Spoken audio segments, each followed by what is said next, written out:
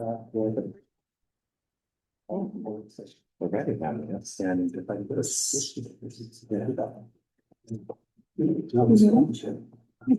Such a huge. You ready for this? It's actually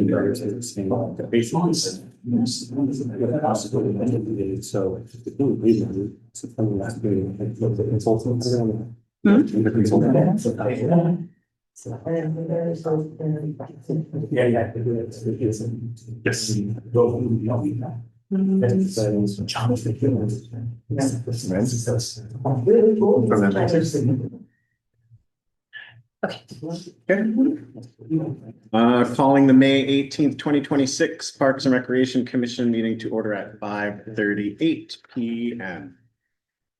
Thanks for your patience, everyone. Roll call. Commissioners, when I call your name, please indicate that you're present. Chair Moralia? Present. Vice Chair Nagaya? Present. Commissioner Admire? Present. Commissioner Davis? Present. Commissioner Diaz? Here. Commissioner Ferguson? Present. Commissioner Fine? Present. Commissioner Finland? Present. Commissioner Phillips is excused. Commissioner Roddy? Here. Thank you. We have a forum. Agenda was posted on May 11th. Am I getting that right? Yes. I'm gonna say that's right.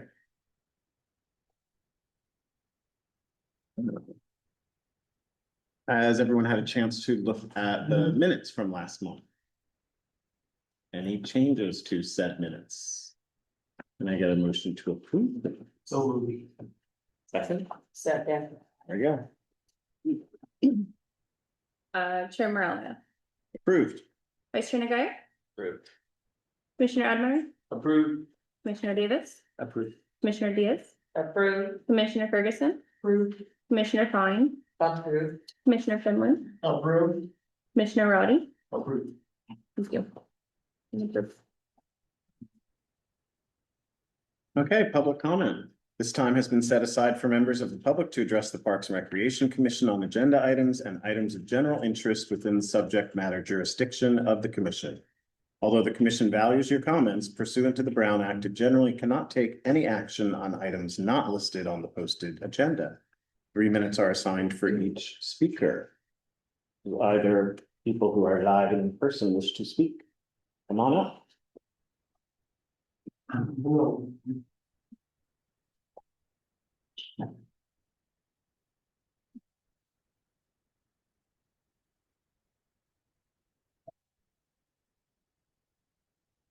I'm Michael Joseph, 53 comments real quick.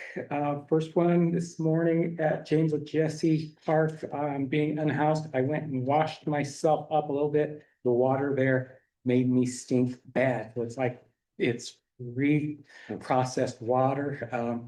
I would like you to maybe do a water test there at the park. Second issue, Palm Springs Unified School District, their budget, $460 million. Does not include transportation for Sunlight or Zoom. I have requested that budget information for transportation. Today, I spent 7 miles walking here to this meeting, so I consider my comments very important. I've got 7 miles to walk back. Here in Palm Springs, issue number 3, I've met with several mayors to ask for help in negotiating barriers to my residency, medical, and social services. In 5 years, I've been denied verification of residency by all social service agencies, not to mention mail-in voter fraud. In the multiple commission meetings, you all spend money on yourselves with discretionary funds for pride flags and awards you give yourselves. You all have sent me to Senior Protective Services so someone can legally take away my rights, use my identity as they be my payee or fiduciary. No, the moment this happens, it flags the FBI system as a person of interest. I may have HIV side effects that I live with. I may need more processing time than most, yet my mind is clear. I find it unreasonable that you spend so much funding on a possible dying few and children's services. A couple new courts would have been reasonable. In 10 years, most 70-year-olds will either die or be in nursing homes. If, like my family, the grandchildren, the great-grandchildren will not be interested in expensive homes, pickleball, or golf.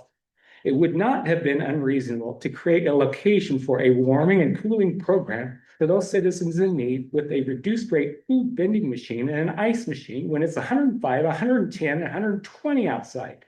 Palm Springs, you have your priorities skewed. You are not adequately planning for when all baby boomers die and Palm Springs goes through a massive tsunami demographics sell-off. It's coming. You good, Michael? Just zero, just zero. Okay. Anyone on Zoom? If we have any members joining us on Zoom, please use the raise hand feature to indicate you would like to speak. No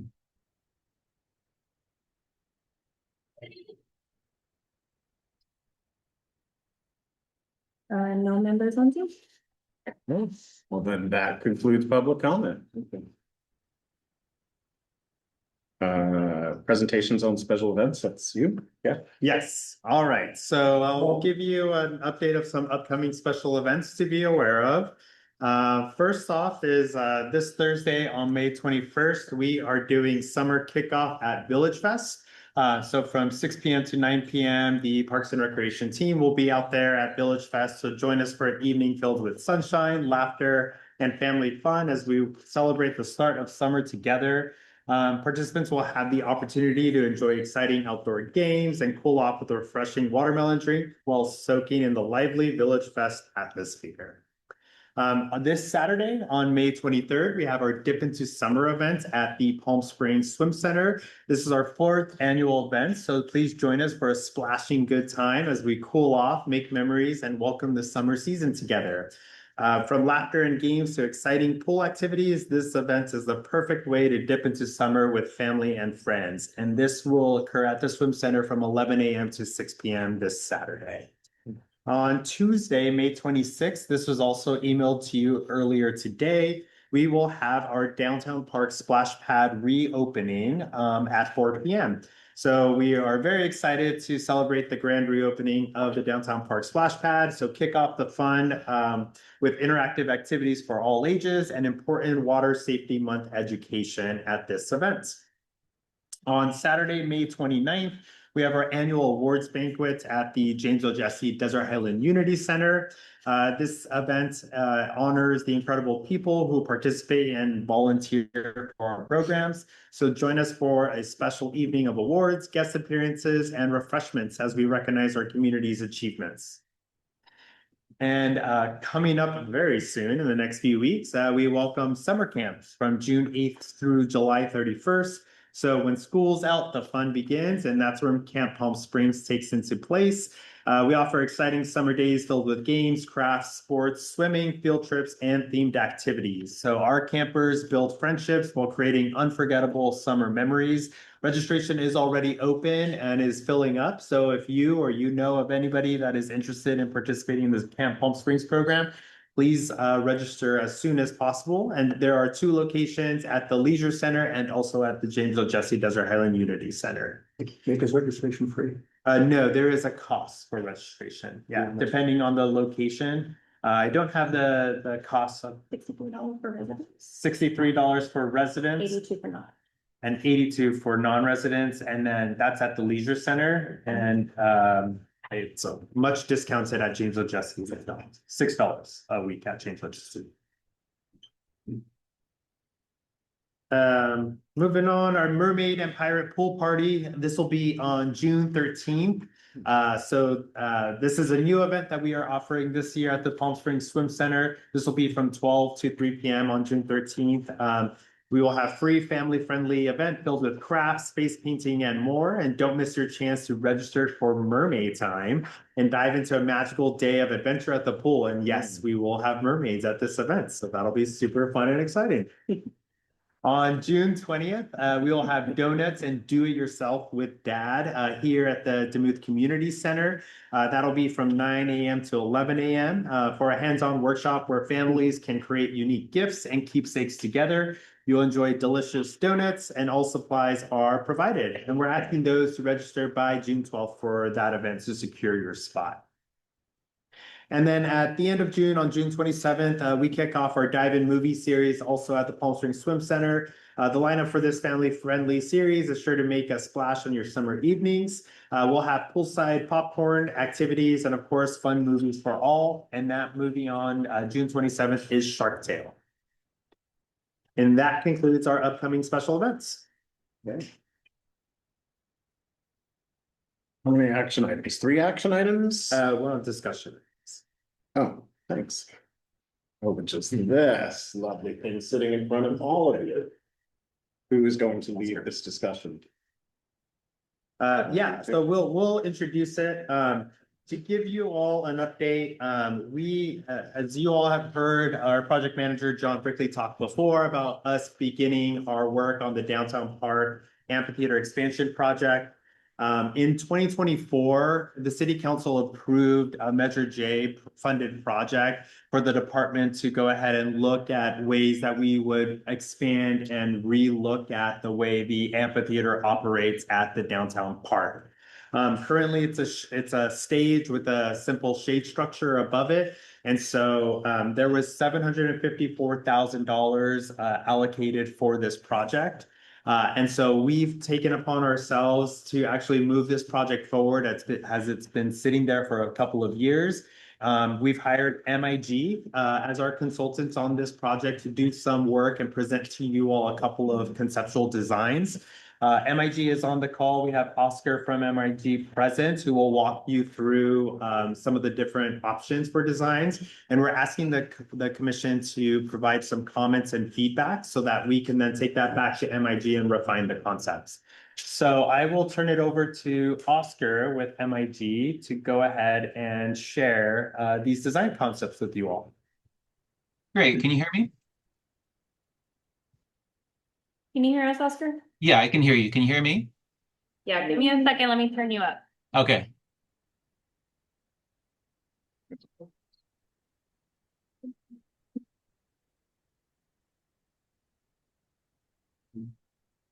Go ahead and talk, Oscar. Can you hear me now? Is that better? Yep, much better. Better. Thank you. Yes, you're welcome. Thank you for having me again. Oscar Johnson with MIG Landscape Architects. And as Nicholas was saying, we were hired to really do a feasibility study on the expansion of the existing layout. Currently, you'll see option A. We did 4 options. And we were asked to look at options from really light touch to a more heavy-handed touch in terms of just site improvements as well as cost. So we went starting with the most lightest touch is option A. You can see to the right, we're showing the expanded capacity. So increased capacity is in blue. And that means really we're looking at people sitting in lawn chairs. So if we actually did a different study with people standing, you're probably looking at double that amount.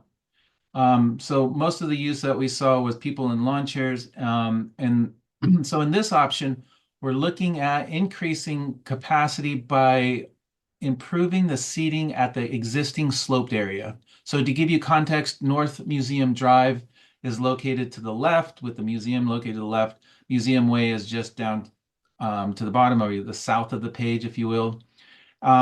As you know, one of the biggest constraints of the site was the existing parking garage underneath.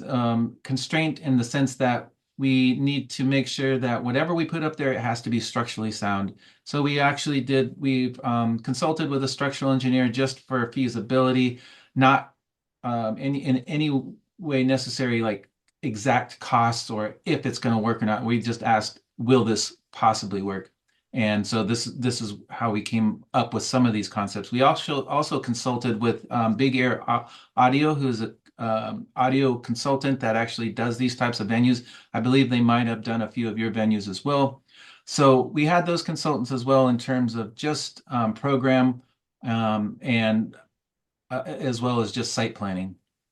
So again, going back to the concept, the actual improvements occur at the existing seating, the sloped seating. So by increasing the actual seating itself, so those small brick walls or the block walls, we actually were able to introduce about 162 seats. In addition to that, what we heard was that it would be nice to actually have some sort of green room. So in this concept, we show a small green room right next to the existing stage. This is about an 8x10 green room. It would have an own restroom. This would just be for the performers. And then on top of that, we proposed a few posts so you can have AV equipment and lighting set up as each performance happens. So it's not permanent, but it's the infrastructure, or it's the backbone for that type of infrastructure. This particular one, this concept, we did an estimated cost range for all of them.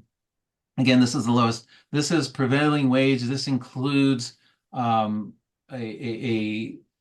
increase in terms of, we're looking at escalation, a 20% contingency.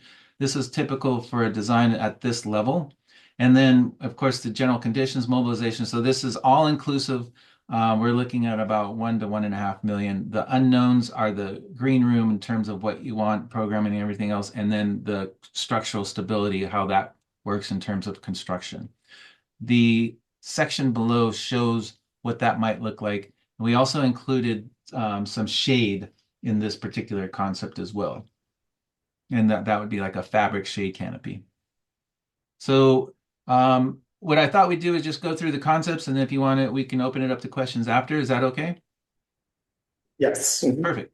All right, so option B, this is the next version.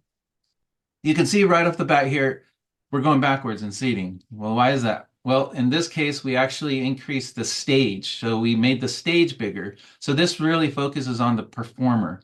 And so by increasing the stage, we took a little bit away from the existing turf lawn, but we did add some seating. So there's that give and take in this particular concept. We're still adding the green room, but again, in this case, you can have a nice stage that has this band shell, if you will. In the sections, we're just showing this typical cover. It really is it's going to depend on what option you'd like to go with. Then at that point, we develop a more refined or conceptual band shell, if you will. So again, this one is about 147 increase. We're doing the same thing with the slope, and we're actually adding more seating along the back end of that existing lawn area.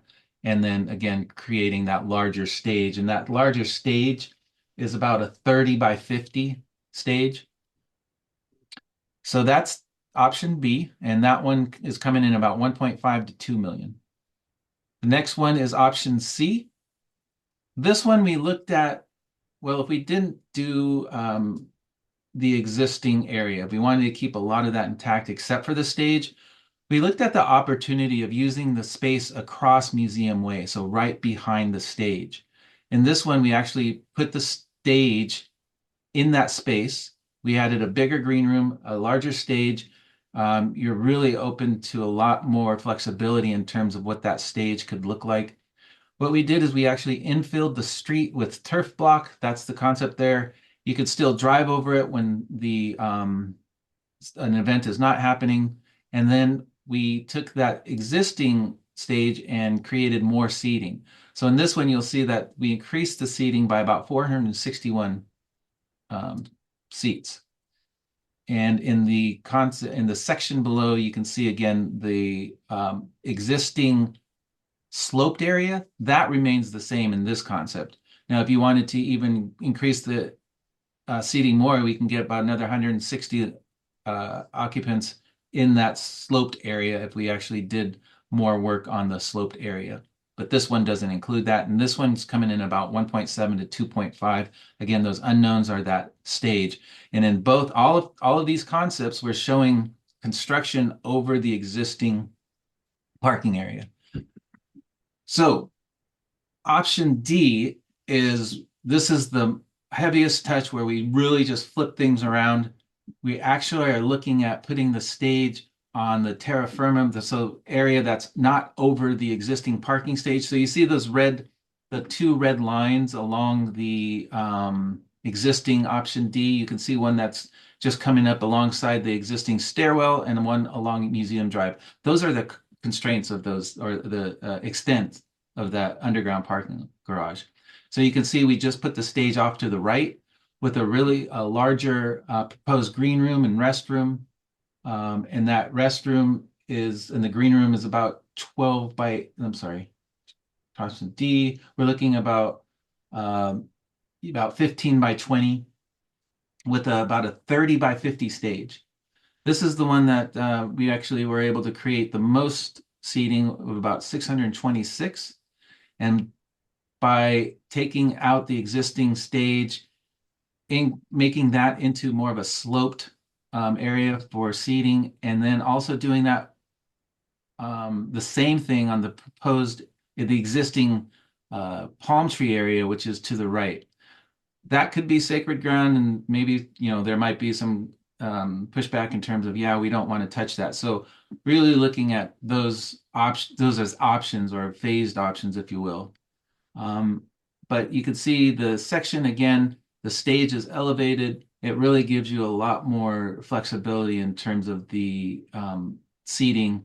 And then, of course, the maximum seating capacity at 626. And this one's coming in at about 3 to 4 million, again, with that stage and the green room being the biggest costs, if you will.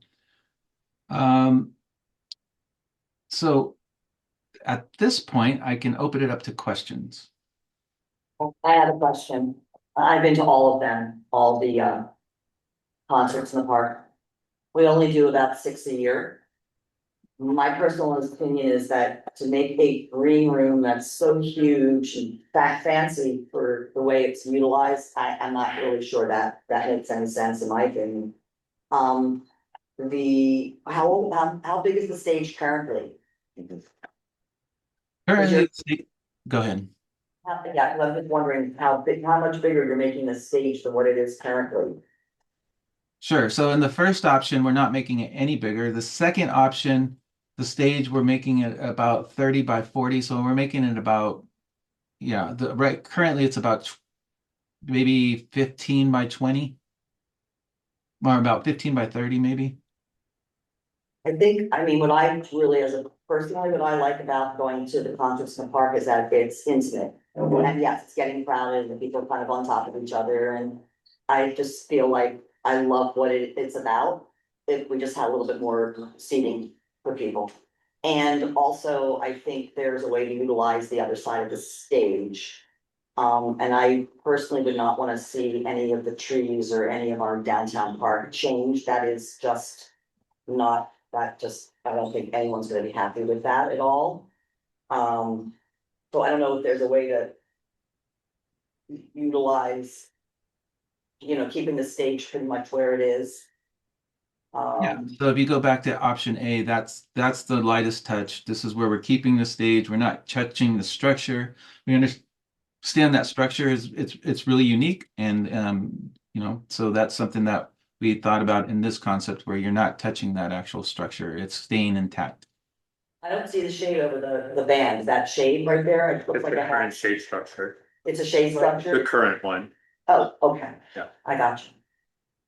Is there any way to utilize the other side of for people to sit everywhere and they can't get on the grass? So is there any way to, use maybe, if you were gonna move the stage to the other side, would you be putting it where we have art? On that, where the Yeah, park? that would have to be relocated. Yeah, I don't know that the city's gonna, that's not, yeah, I think, no. The art piece. Yeah. I mean, that's, yeah. Alright, that's my 2 cents. Nick, when the scope of work went out, were there any sort of charges like, we want a minimum increase in seating, we need a minimum increase in stage size? Was there anything that was driving the 4 options that we should be aware of? And I guess the second part is, and in doing some of this, playing off of Meredith's comment, does an improvement here allow us to do something different than what's currently, how the facility is currently being programmed from 6 events to 8 events, or you get a certain type of act or something different? Yes, so in the scope that we had provided to MIG is we really tasked them with giving us options of what could be done in the space without changing the overall landscape of the park, right? This park is newer out of all of the parks in the park system. But the demand for the space has also significantly increased since the park has been built. And so what we get is a lot of requests from outside organizers that want to utilize the space, but the current infrastructure does not allow it to be conducive to putting on large kind of acts and events there because there's no infrastructure there with like AV and tech and those means. And so we've asked MIG to help us kind of come up with options that will, one, consider that. And that's why you'll see that in this basic option. And option A is, minimal impacts with some AV installations, some additional seating walls there, and then a use of a green room space. Considering we only have a few concerts a year, but what else can we do to be attractive for more events to come out into the space there? We want to make sure that the overall integrity of the park, the landscaping, the current trees and the current kind of feel and the vibrancy of the park remains intact. We don't want to change that by any means. And then we also have to pay close attention of this park is also sitting on top of a parking garage. And so with minimal impacts to the space of what we can do to make some improvements there. And so we tasked MIG with helping us come up with these different options that will kind of change our overall perception of what we can do with this space, but also make some meaningful impacts with kind of bringing in some other events down the line. And did you indicate at the opening of your comments that there was an initial budget for this from Measure J? Or? Yes, approximately 750,000. Yeah. And so obviously you can see in all of these costs that it's a lot more than that. And so what you're approving here, and really what we're taking as far as recommendations is, what you all feel would be best served for this space that we need to go ahead and proceed with. And then it'll be up to staff to figure out on how we come up and shore up the funding for that. Whether it's going back and asking Measure J for money, is it's going to look for grants and other sources of funding to help shore up the difference in costs. I'm sorry, one more question. Sure. Can you give an example of, with certain type of improvements, the type of an act or the type of event that could be hosted there that we currently can't host now? So for a lot of the concerts that we bring in now is we bring in a lot of tribute bands, and those bands require AV and tech services that they already have to contract out and bring that in, right? We don't have that infrastructure. And so if we had some of that already built in place, it would help save the city costs because we paying for because we pay for all of those services, right? And so that would allow us to do that there. And then we can be a little bit more aggressive in attracting other types of events. So I don't have exact specifics. Yeah, but when other kind of organizers want to utilize the space, they already indicate that the stage is too small. And so it doesn't really allow for a large setup in that area. And so we kind of do lose business in the form of, park rentals for that area or for that park. Thank you. Do any of these options actually have permanent AV situation? Because the first one I see, it's a post of some kind, which means you'd have to still bring in the equipment, right? There's no place to store it or anything, or? That's correct. Well, so option A has the green room / it could be storage, but yeah, that's the idea is to provide the posts for the AV equipment. Options B, C, and D all have new AV equipment. Where, can you tell me where they are on here? Because I don't see it on the. Yeah, it's not specific. We're just planning for it. So we're not showing exactly where the AV equipment goes. It's basically providing that space for it. Okay, but option B, C, and D all have built-in AV somewhere. Correct. And it'd be modular. Again, speaking with Big Air Audio, these things, technology and everything changes so much that you'd want it to be modular so you can change out some of these elements as technology improves, as the different acts have different requirements, so you can change it out to fit their needs in terms of lighting and speakers. Okay. And Nick, you're saying that AV and a larger stage is what most people are saying they want. Yes. Okay. AV and what? A larger stage. Who's most people?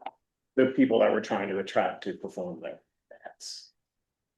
A quick clarification too, just for the stage, that we're looking at the concepts now, and then once we have the concept, we'll look at developing an actual stage plan after that. So kind of more like, think of it as a placeholder for a stage now. Then you see the concepts of which one you guys have comments, everything like that on, and then we'll come back with the actual stage, how that's gonna look afterwards. But rather than dedicating much time and effort to that aspect, we want to have these concepts first and then come back to the stage. Okay. This may be a silly question, but so if we're changing potentially the direction that the sound is projecting, could that create a potential issue with doing so? If we flip the stage. Yeah. To the other side. That would be projected towards. Yeah, yes, and so, but we would have to do sound studies, right, Oscar, and make sure that it's conducive to Correct. that in that space. Yep. And again, these are all just conceptual, just right now. Nancy, did you have a question? Okay.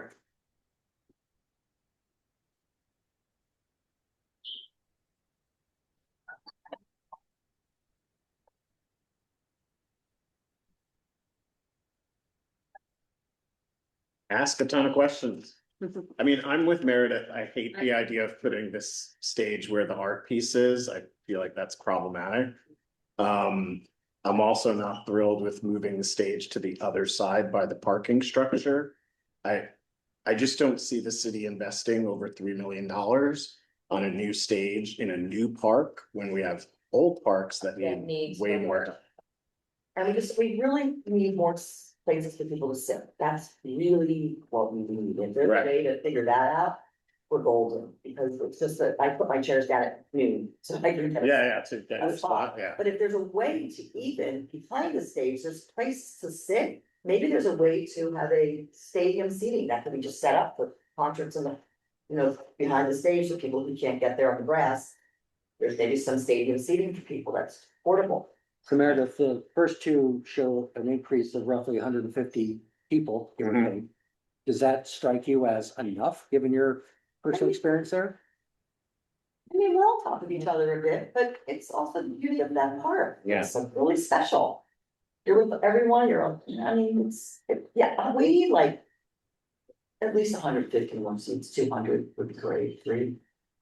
But not every show is as crowded, but I think that every year it's getting busier and busier and busier. Because I think people love the concept of going downtown and having a free concert in the park. Because Plaza's now doing all these concerts too. Right. No, And they're Park charging- Desert does in their civic park, which is huge, they have concerts. In their park, everybody, they got a lot of space, we have more space in other parks. I agree with Meredith and John, and as somebody who goes down there for a whole bunch of different kinds of events. If we make the stage bigger and we do all this stuff, when we have smaller scale things, it's gonna look ridiculous. That's one thing, but I personally don't see the need for a green room. AV stuff, yeah, absolutely, there should be stuff in there for us to be able to hook into and all of that, but it would change the entire thing of the downtown park, the entire field. We do need more seating. I was just telling her before we started tonight. I work all day, right? By the time I get down there, me and my friends with our chairs, we're sitting inside of a palm tree and a bush, and I can't really see the stage. Cause I'm always, just getting there at the end. I like the idea of creating some more seating, in 150 or whatever. But if you start to change it too much, you're gonna change the whole concept of the intimacy of it. I totally agree with what they're saying. And knowing that there's that huge parking lot underneath that thing, I don't think we should be messing with too much. I know this person's an expert at whatever, but I don't know. I would say either option A or B personally. I don't think we should be moving any stages. And again, like you said, somebody said, why would we invest so much money in a park that we just got into place, a few years ago? I just think that, again, same thing. I mean, build a stage in Ruth Hardy, or, that's a big park. And if you wanna have a bigger venue or a bigger concert series, slap up another, there's a stage at James O. Jesse Park, we could put some stuff out there. Anyway. I'm with you guys, A or B, that's it for me, and I don't think we should be spending that much money. And just a clarification, because it does say green room, but we've classified that as green room or storage. Sure. And so that allows like event organizers, even ourselves, because we're lugging everything in, but it would allow us to have a secure space on site, which we don't currently have. So you talk to any park and rec professional, storage is really key. And so that would be something that we would. Even want. could you drop, like a storage, if it's just storage, could you drop that underground? You know, in that parking structure, there's that big cage down there. Maybe take one parking spot or two and close that up and make it a storage. Oh, in the parking garage? Yeah. Could be. A lot of that storage too, would be for like this increased AV equipment that, you know, some of it might remain out year round, but a lot of it's been restored, so. I think I agree with that idea, Jody, but that's a lot of that storage that we're talking about too, it's not just ancillary storage. I mean, if anyone's ever been to the Rock Yard at Vanity, you know, that's also another intimate, amazing place that gets packed with people, everyone's sitting wherever they can find places to sit. And that's a stage that has a lot of great bands on it, so that might be something that we can look at, maybe we can do some kind of a comparable with that, but like, I think Does have those benches. I think what Jody's saying too is that when we put a big stage in this beautiful little intimate downtown park, I think it's gonna just look. Not what the park looks like, I think it's gonna change. Really, like, maybe too big of a park.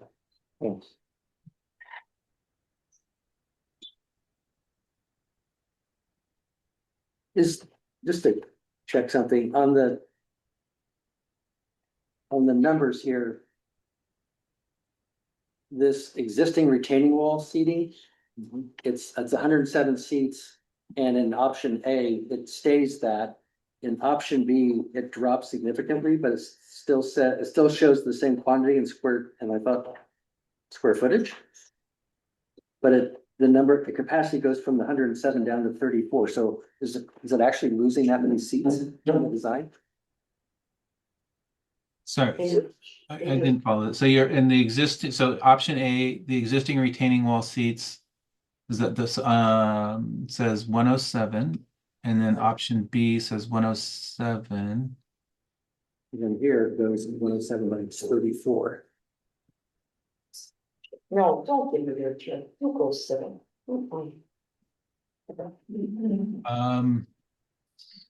So yeah, maybe the math's not mathing there. They're just trying to track because you actually have fewer seats, as you pointed out, so maybe one of the commissioners was that's why, saying yeah. maybe because of the stage design, but. If you're really losing the number of seats, I just couldn't follow the math, that's all. Yeah, we can look at that. I'm not sure. Do you follow my question though? Yeah, Oscar, I think that might just be an error, right? Yeah. Which would be good news because Well, it would 70 mean seats that are on the option house, B would so- have maybe 180 seats. Option A serve our purpose. It doesn't have a. Option A has a green room. It does have a green room? Yes, It does, yeah. The big difference between A and B, and Oscar, correct me if I'm wrong, is that option B basically gives us a new stage. Yeah. Correct. Everything else is kind of the same. Yeah. Might be a tad elevated in the option B. Option B also reduces the lawn signs, is that correct?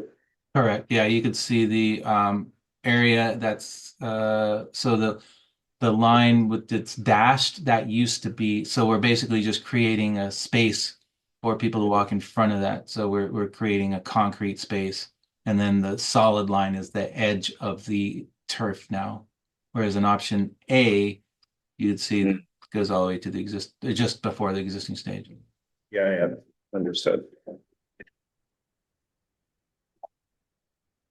What do you actually need from us? Yeah, I'm gathering comments, so I do have a question I want to pose to you all. There you will see shade sails or like the shade canopies in the back area of the Mhm. park. How do we feel about that? No, okay.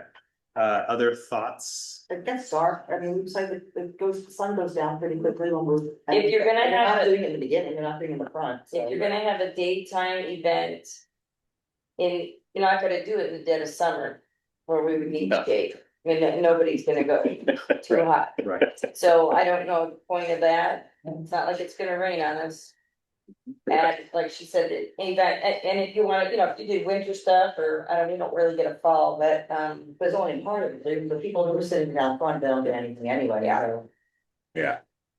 I say no on that too. Okay. But I love the more seating up the hill, we've got new lighting, that is great. Okay, so again, this is obviously conceptually, we're presenting preliminary concept designs to solicit feedback from you all. So what I'm hearing from you all is a version similar to option A that presents us with the opportunity of some elevated audio equipment somehow incorporated into the space. Maybe potentially some type of storage rather than a green room space. Focusing on the back area for increasing either seating wall or other increased seating capacity there. Removal of the shade sails. I'm sorry, increasing seating capacity anywhere, 200 up would be great.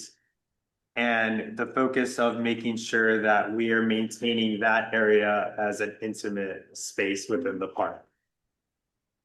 Did I capture Fabulous. most of your comments? I think so.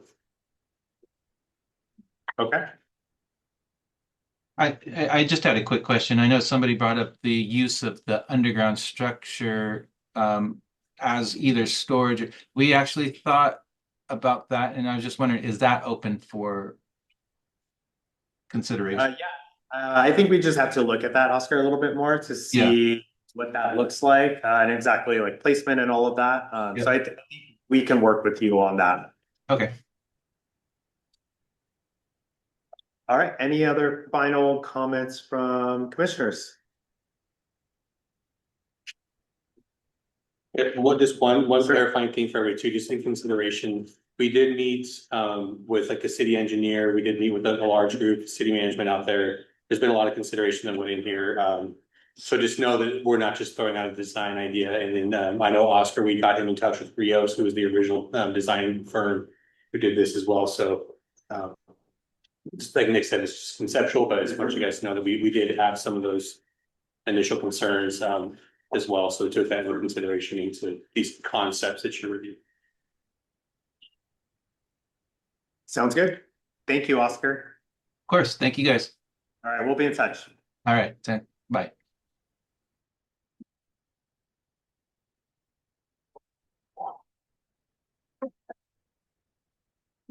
No action items, yes. Yes. Okay.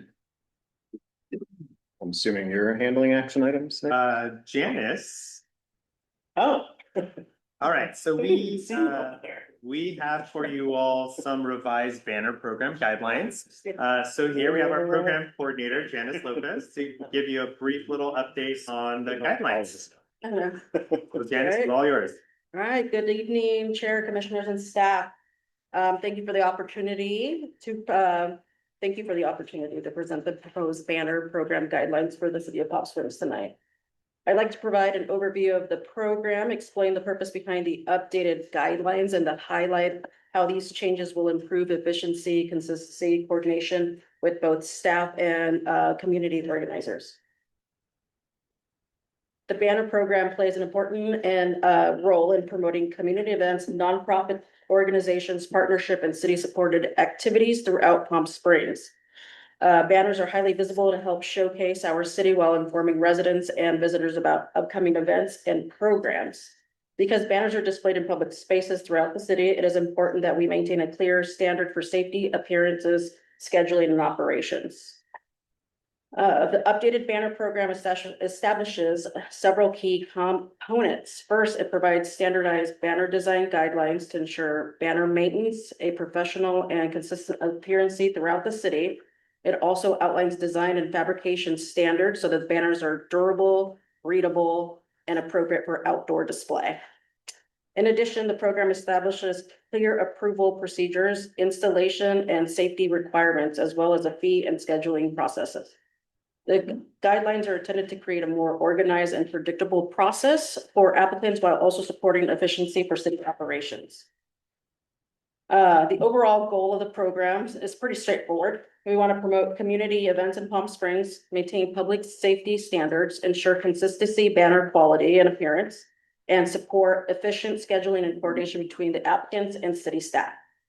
One of the most important updates in the permit and approval process, applicants will now be required to submit a completed banner application. That means we're gonna have a full colored banner design, mock-ups, event information, requested that we display the dates. This will allow staff to properly review the applications for compliance and schedule before approval. It's important to plan and coordinate application, to improve planning and coordination, applications must be submitted a minimum of 60 days prior to the event date. Sometimes, we have people that like to send it in a couple of weeks before their event, and unfortunately. Not me, months before. Years in advance.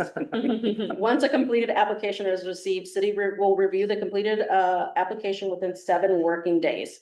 These timelines will create a predictability for both staff and event organizers and help reduce last-minute scheduling conflicts. It's also important that incompleted applications may be nullified. Sometimes, we don't get a completed application and I gotta go guess. So with the artwork being part of the requirement approval process, this will help ensure that staff and the process of application avoided delays caused by missing information. So the guidelines also define the 2 primary banner types used within the city. We have type 1, which is the castle banners, which are the small ones that you see on the light post. And then we have the big street banner, which is the one that goes across the street. So 2 different sizes, 2 types of banners. So this program is also going to address the fee and recovery cost. The fees are designed to cover installation, display, and removal costs associated with banner operations. Payment is required within 7 days of the permit approval, and approved fees are non-refundable. Fee waivers are only available for authorized city sanctioned events.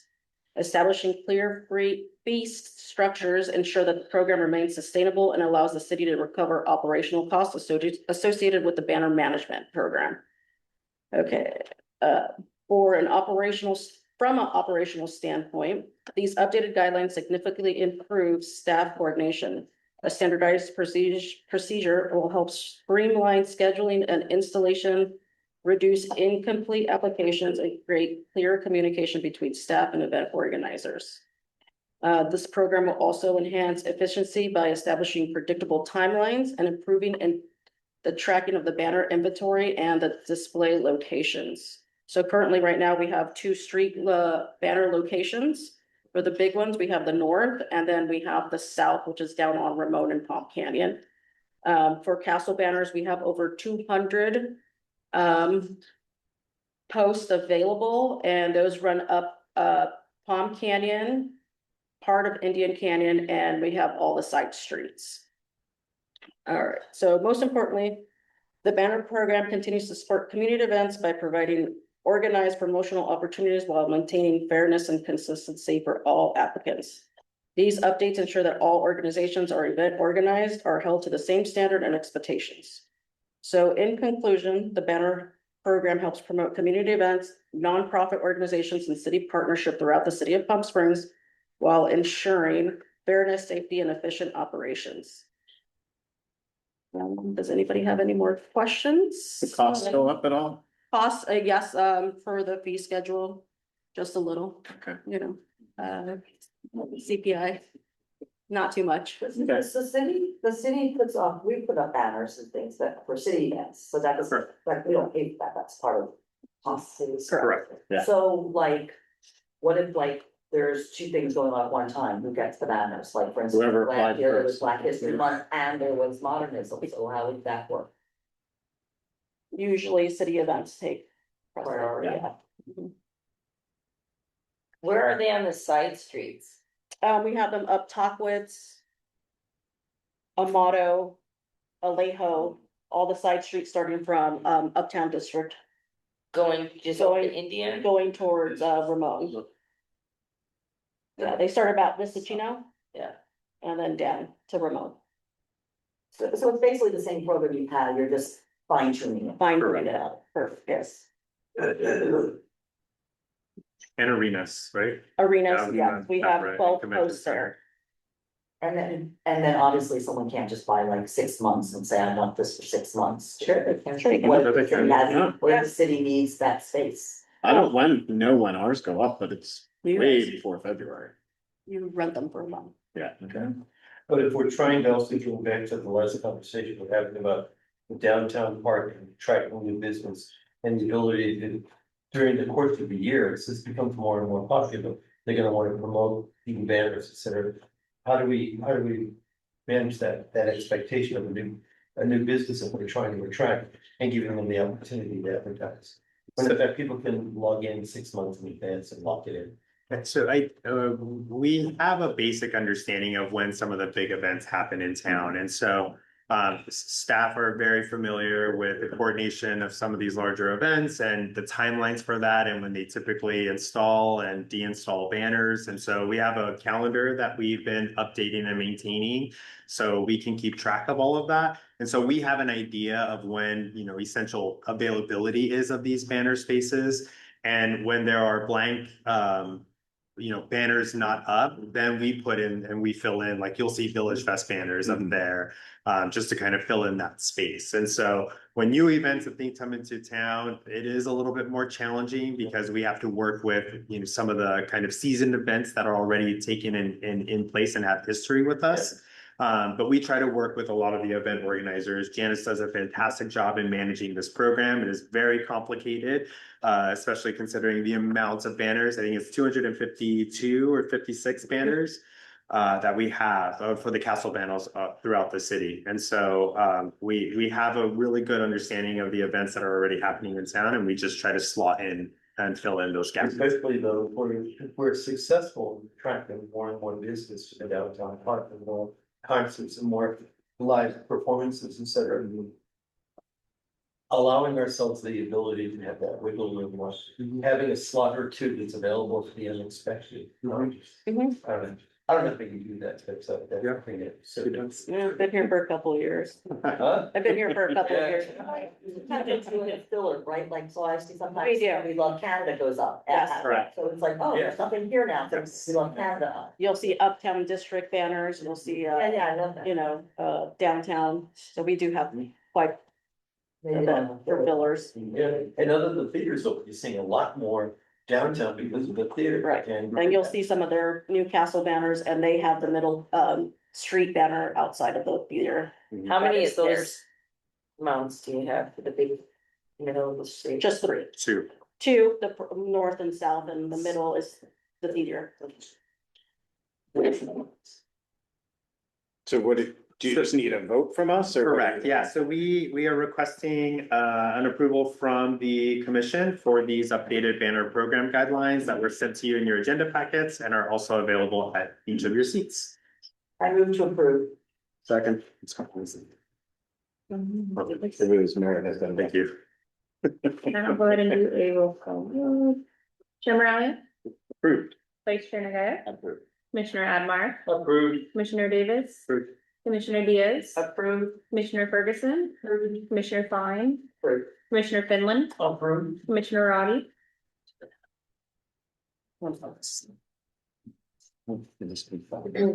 It's just. We can come back to the roll call vote on this. Sure, Actually, yes. we will come back and do a roll call vote once we on this item. Thank you, Janice. Thanks, Janice. And now I'm of course thinking, have I ever sent an application in? I feel like I just emailed Janice. Yes. Someone you from our have, team. yeah. Okay, good. I don't know if you have, but somebody Somebody does, yeah. It is accounted. The next, sorry, we have several policies for you all. The next item is a ball field allocation and reservations policy. This policy also was submitted in your agenda packets, also at your seats.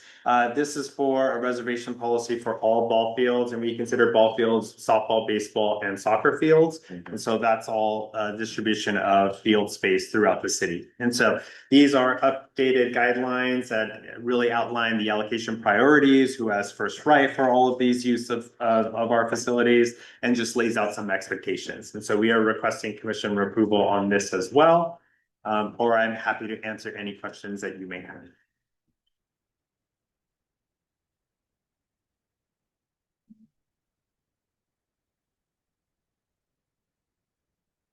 And I'll need a motion and a second if there's any questions. So moved. Second. Okay, we'll do a roll call vote on the ball field allocation and reservations policy. Chair Morelia, Approved. Vice Chair Nagaya, Approved. Commissioner Admire, Approved. Commissioner Davis, Approved. Commissioner Diaz, Approved. Commissioner Ferguson, Commissioner Fine, Approved. Commissioner Finland, Approved. Commissioner Roddy. Okay, motion approved.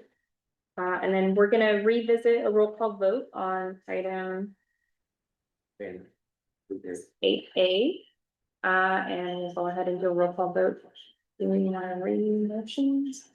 You can just pick up and that is very fair. I think we have to start over. So we'll start over with the motion in a second, please. For Approved. Second. Thank you.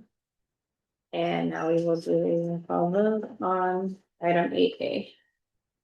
Chair Morale, Approved. Vice Chair Nagaya, Commissioner Admire, Approved. Commissioner Davis, Approved. Commissioner Diaz, Approved. Commissioner Ferguson, Commissioner Fine, Approved. Commissioner Finland, Approved. Commissioner Roddy. Motion approved, thank you. All right, and the next item is suspension and expulsion policy. This item follows a code of conduct that you all approved last year regarding code of conduct in our community center facilities. This now is that next step of that code of conduct where if we had an issue with a patron in our facilities, that the department does have the ability to expel them, and it lays out exactly, you know, how long we would expel them for. And it also lays out a policy that we put in place that if there's an appeal process for that patron to be wanting to come back into that facility, it lays that out for them. And so this is of course, the extension of the code of conduct, but happy to answer any questions from you all. Yeah, so you may need to remind me as far as the code of conduct, because it may be detailed in there, but as far as the definitions for inappropriate behavior or severe conduct, are those defined in the code of conduct? It is defined in the code of conduct, yes. And at each facility, the code of conduct is presented somewhere near the entrance. And then as far as the appeal section, is our role going to be more advisory or decisional? You will have this final decision. So the appeals process goes to the Director of Parks and Recreation. And they have the ability to give a determination based off of, you know, the facility manager and what their recommendation is, and kind of hearing kind of both sides of the case. And then the director would issue a determination.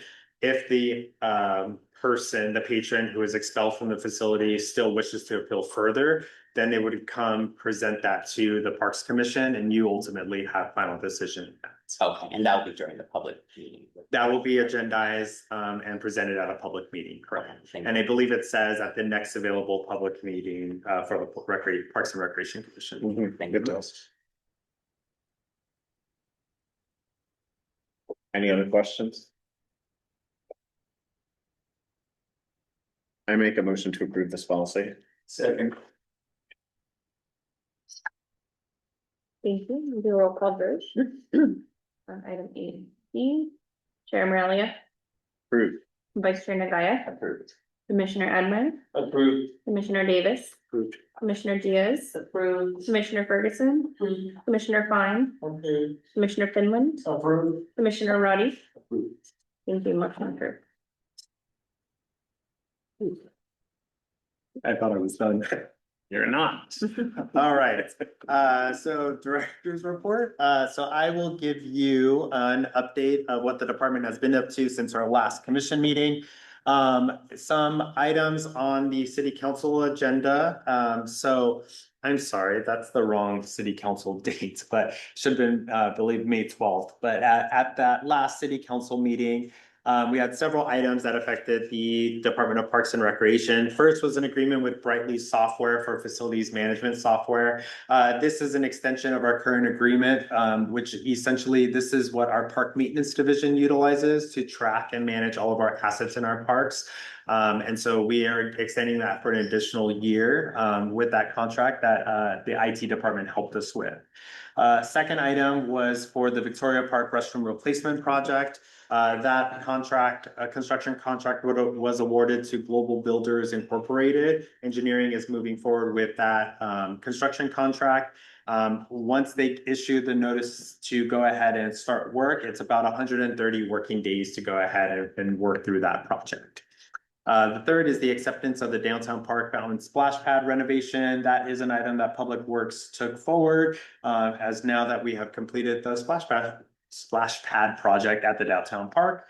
And then lastly is an agreement with Vertosoft LLC, which is an implementation of OpenGov software management solutions.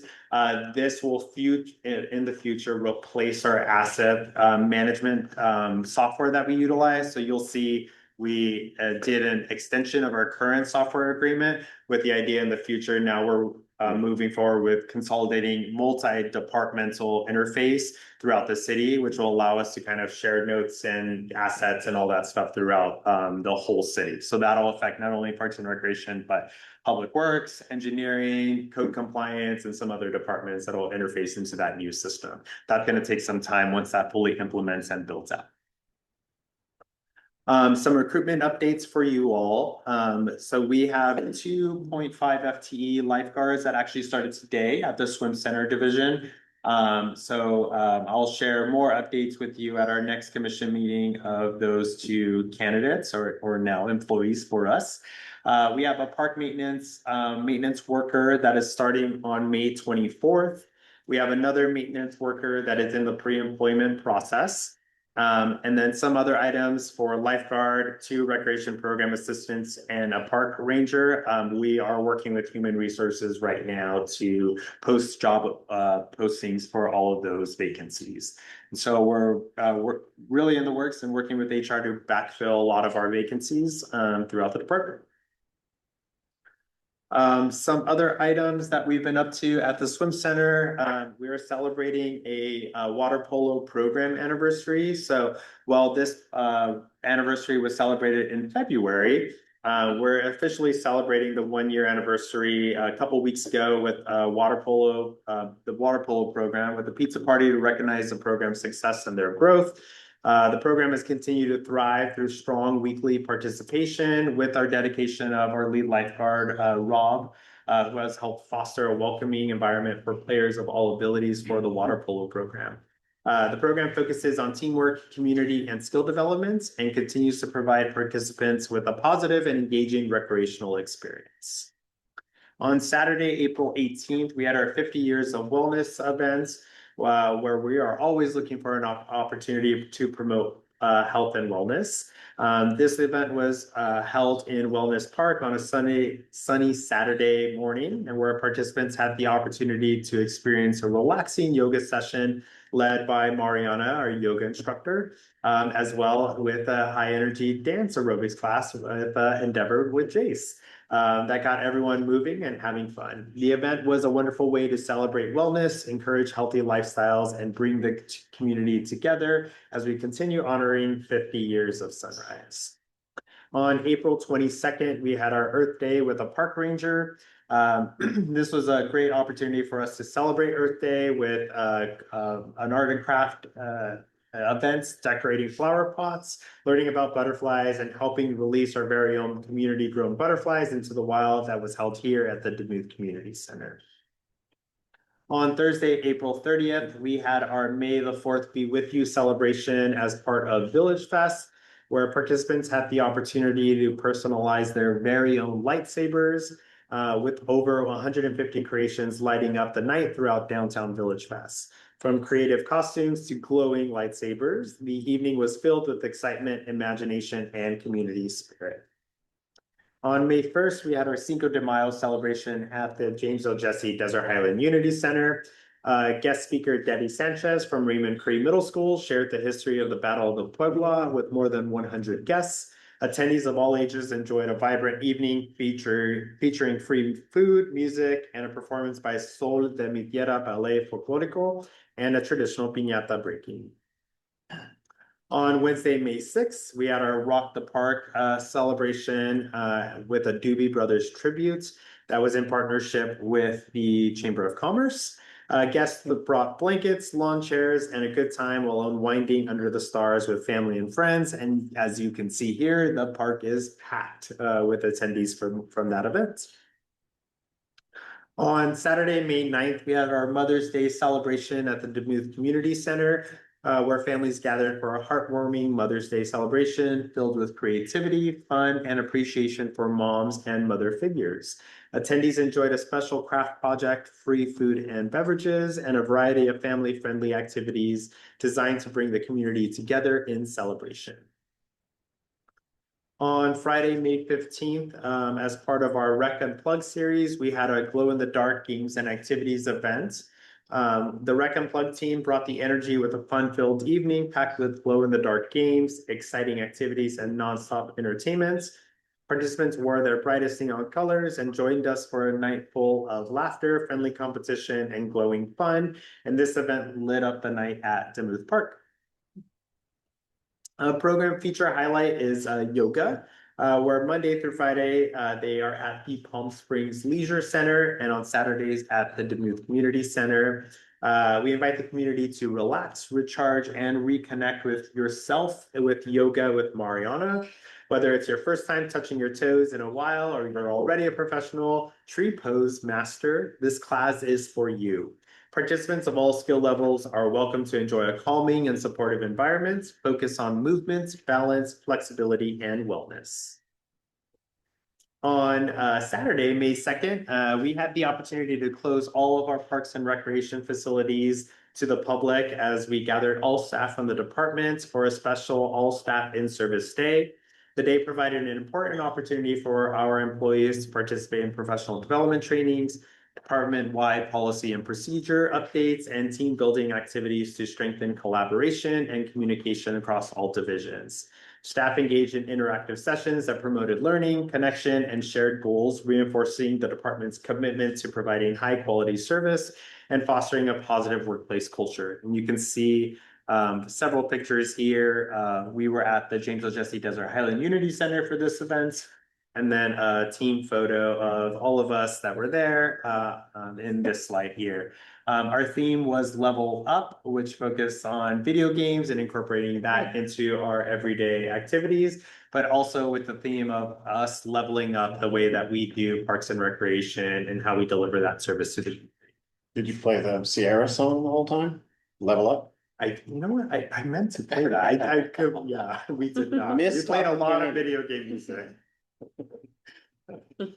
Another staff development as part of our master's program, our lifeguards Steve and Patrick hit the road to Mission Viejo a couple weeks ago to continue their coaching journey for U.S. Masters Swimming, and they are now certified as level 2 Masters coaches. So now we have 3 certified Masters coaches on the team. Our aquatics program is stronger, more versatile, and ready to support adult swimmers at every level.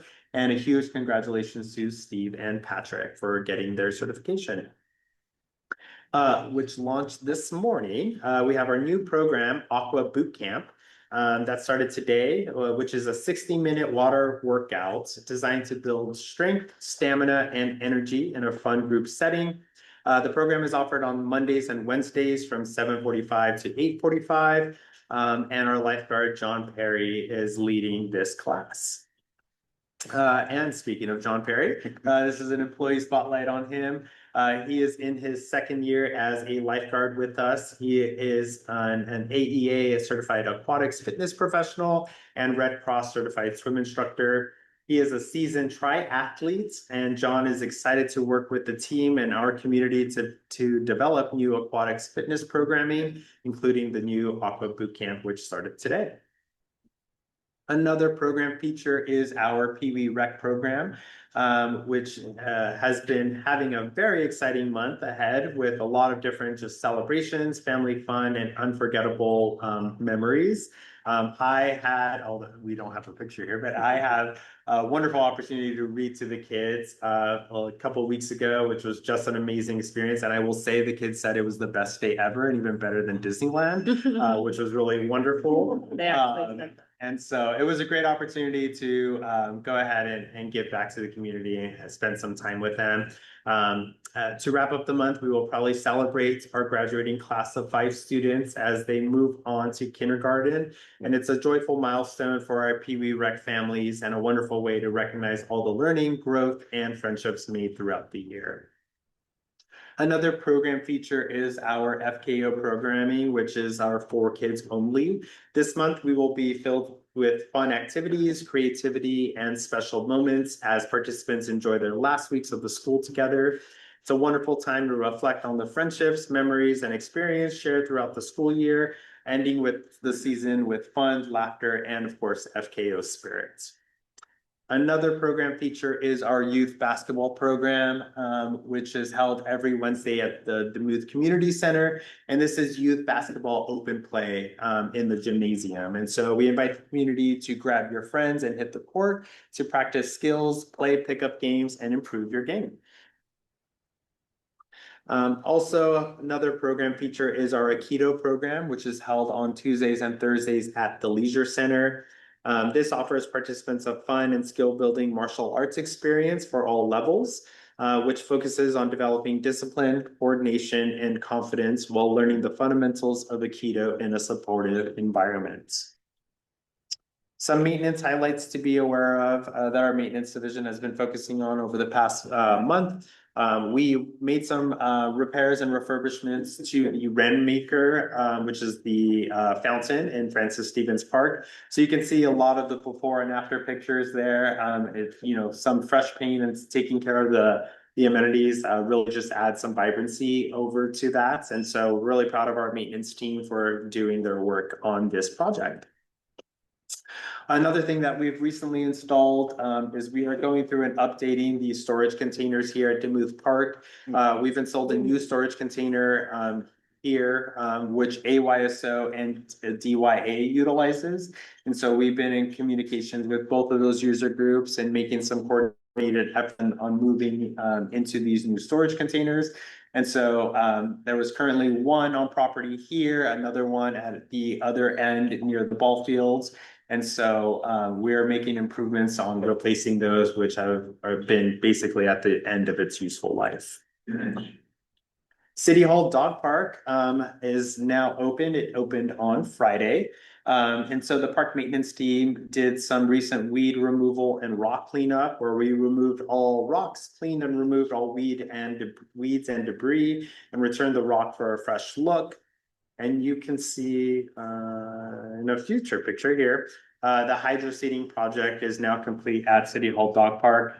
So you can see the before pictures on the left and now the recent pictures on the right. There are a couple of areas though that did not set. And so you'll see there are 2 areas in each sides of the park that are still a little fenced off as we let the grass germinate a little bit more.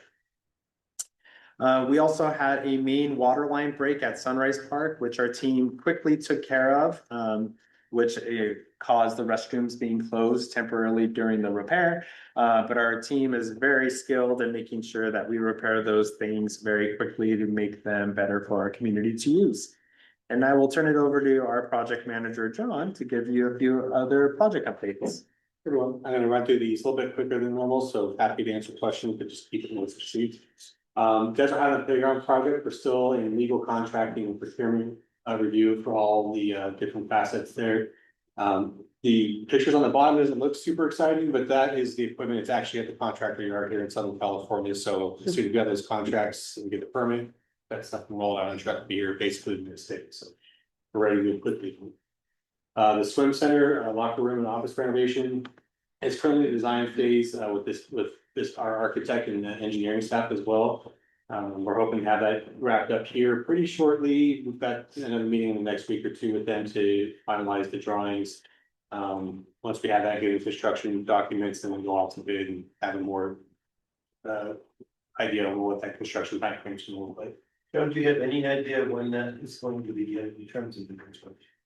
It's hard to say right now, until we have the documents finalized. There's some other city like planning review, things like that need to go through. So a lot of the internal processes.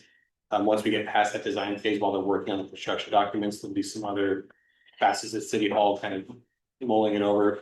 And then once that's approved, then we go to bid, then we'll have a better idea of what construction time looks like, but it's hard to estimate right now. Public Arts in the Park, the Age Memorial, it's the permit was approved. I don't know if we reported that last time, but that's estimated to go in sometime, hopefully later this summer. And then finish by early fall.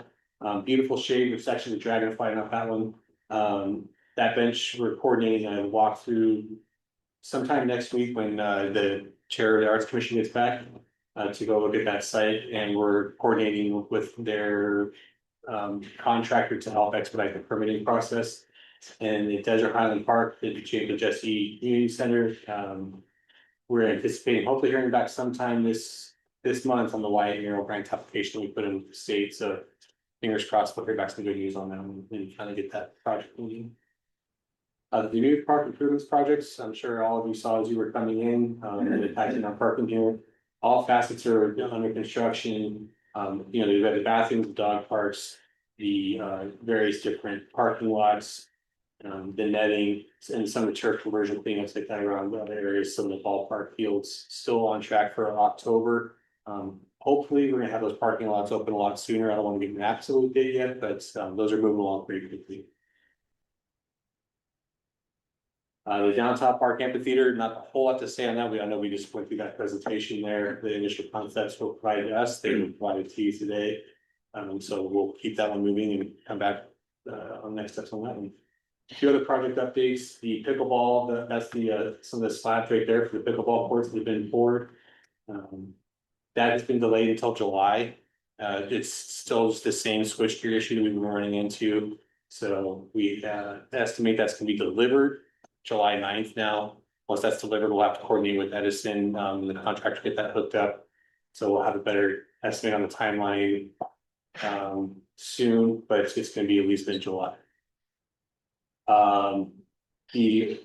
With some of the Measure J projects, we're working with the Riverside County Flood Control to finalize that agreements. But it's overseeing a couple different projects. Nick and I actually just ran over from another meeting with one of those groups for the Tacos Creek Wash in Barstow Park. And then the Ruth Hardy Park tennis courts, we also are working with Frank's agency, or I'm sorry, our grant vendor, Karen Letter, to submit, has submitted a application to the U.S. Tennis Association to help us secure some funding in actual site assessments and kind of redevelopment plans for Ruth Hardy Park tennis now that we're getting, the pickleball courts closer to open.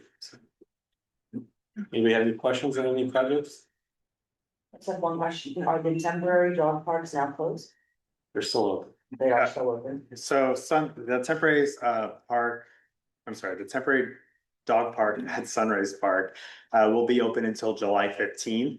The temporary park at Ruth Hardy Park will close this week.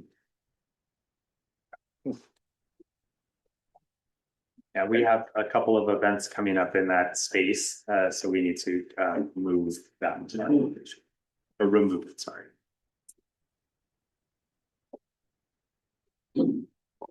Any other questions? Oh, what time do the dog parks close? Close at 10. Even the group party temporary?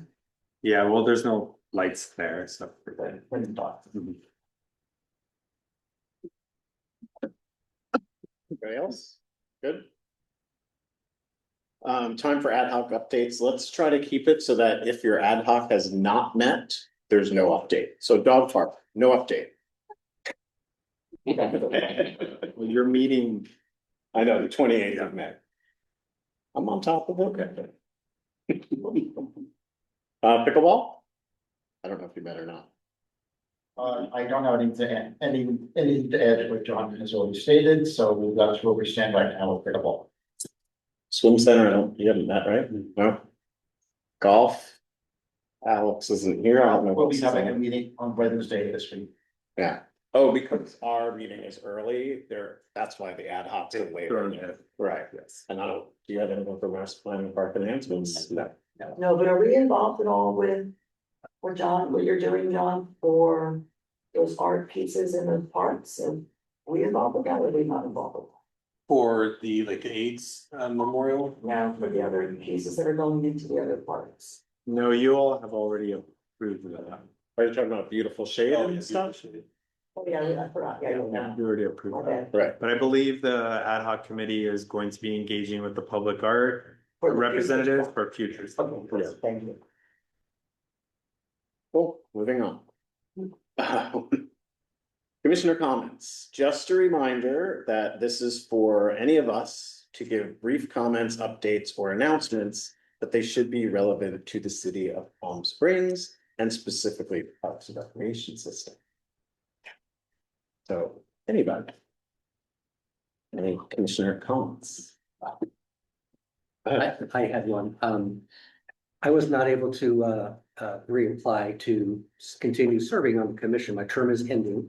And I have a work of my professional life and the travel related to it. I'm running a professional sports league that I was not doing when this all started. And it has just taken up so much time, and I feel really bad about missing meetings. And so kind of made a tough decision to not apply, because I didn't feel like it was I could make the right commitment. But I did want to at least acknowledge and just thank all of you for allowing me to be part of this. I've had a chance to work with Michael on pickleball, and John was the very first person I met in this whole process. Me and my wife were on a committee together, and we talked about this, and so I applied. And so I've enjoyed it, and I appreciate all the friendships and the opportunity to contribute, but I was not able to. I had to make a tough decision, so I at least want to acknowledge it. I saw Commissioner Rodney done the same thing last month, and so just point that out. Thanks. Thank you. Go ahead.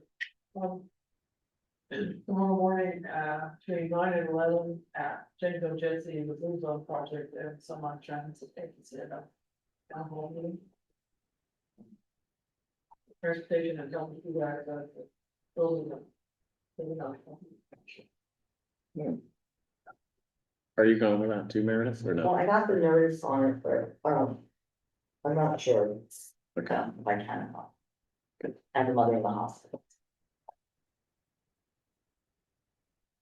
Anybody else? I have one comment. I do actually have a comment. On June 3rd is the Commissioners Appreciation Dinner at the Convention Center, 5:30. I think. Just so you all know, there's no presentation this time, so it's just an appreciation dinner. So we all just get to. We got an This has to be dance in high appreciated. school, I won't be there. So I hope most of you will be there, if not all of you. Why the presentation? I don't know why not. It's not a request this year, Yeah, but please RSVP if you haven't already. yeah. Any other comments from anybody? No. So we added something to our agenda where we wanted to say if there's any items that you guys want to propose for future agendas, this is where you tell us. Right now, or this one? Yes. We'll do it every month, so you'll get kind of used to it, because did you redo the agenda format last month? So that this was part of that. You mean if there's something that we want to discuss, then it can be put on the agenda for another Correct. But it has to be done in the meeting, you can't just call them and say. Well, the idea here is to get consensus. Yeah. Some consensus from the rest of the commission. So that we're not just talking about like, should we shoot a rocket to the moon with some Parks and Rec there?